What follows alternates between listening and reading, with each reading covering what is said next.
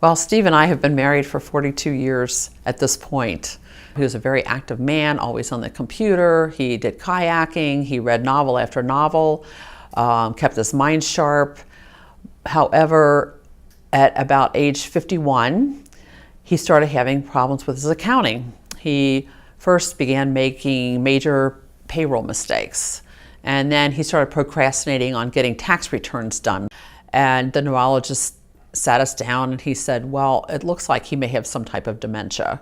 We figured the neurologist was right, but we thought we'd get a second opinion. So we took Steve to the Bird Alzheimer Institute, which is now part of University of South Florida. They also drew blood and they did other tests, and they came to the same conclusion that Steve most likely had early onset Alzheimer's disease. Being a physician, we're trained really in using pharmaceuticals to treat patients. So one of their things was that we are within 5 years of a cure. And almost every year they would say, we are within 5 years of a cure.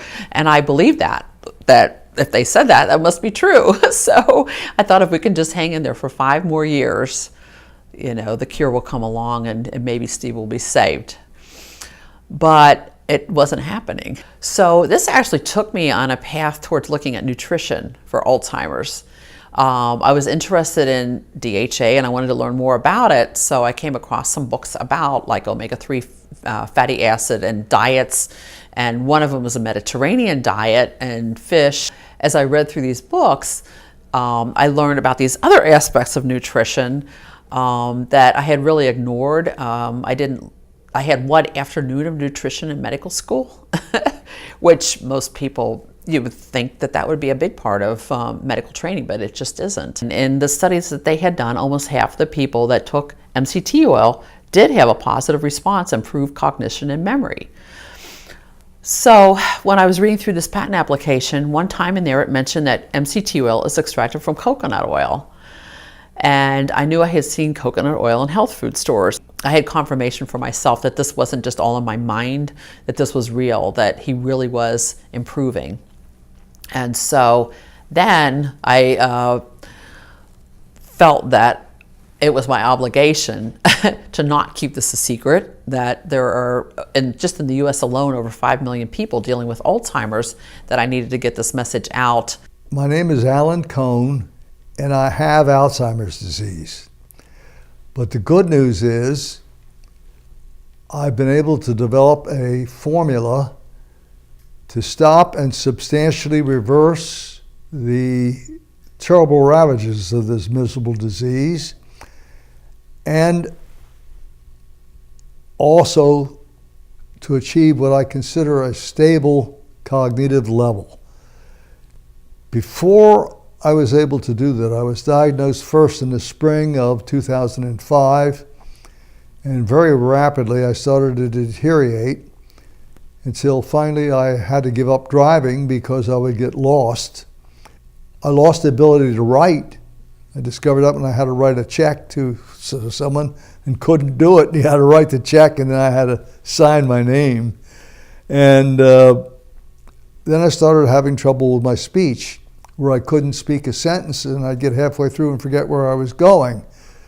And I have reversed all of that, as you can hear, and I'm doing much better now, and I'm going to continue to do much better.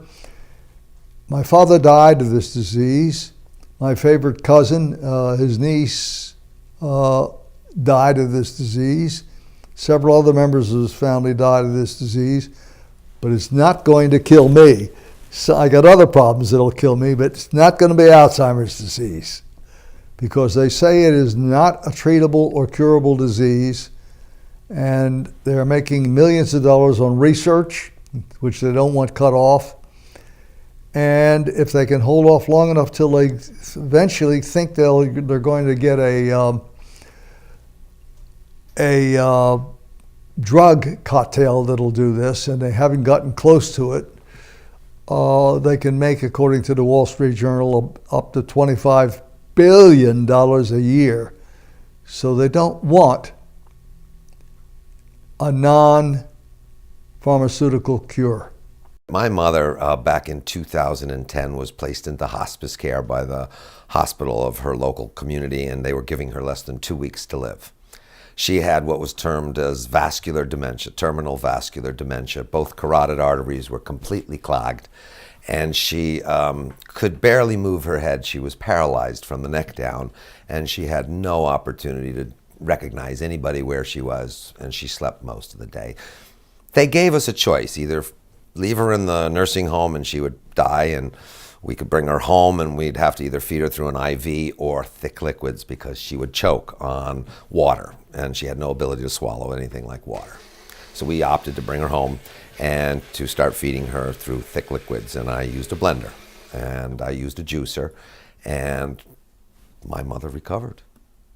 We also took her off all of her meds. That was part of hospice care. Hospice care steps in and they say if they're not pain meds, they're going to help her with her pain, there's no reason for her to be on any medicines. So they took her off all of her meds with the exception of a pain medicine, and she was on a thyroid medicine because they had irradiated and destroyed her thyroid years before. How many children do you have? Four children, three they're girls and a boy. That's great. Yeah, So do you see them often? yeah, they live around close by and get to see them quite often. That's great. That's Yeah. great. So Rick tells me that he's been making sure that you're eating well. Oh, Is that true? well, yes. I know because I'm a fussy eater. Is it a relief to be able to talk and communicate now? It certainly is.